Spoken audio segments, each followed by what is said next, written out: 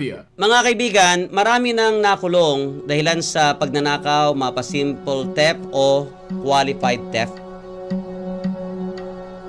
Kapag dinakaw mo ang nakasampay na damit ng kapitbahay, ito po ay tinatawag na simple theft.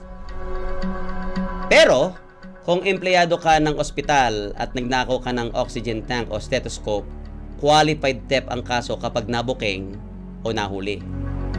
Sa Mojave County sa Arizona, USA, ay mahirap na malinis. Ba't ganon? Mahirap na malinis. Bakit?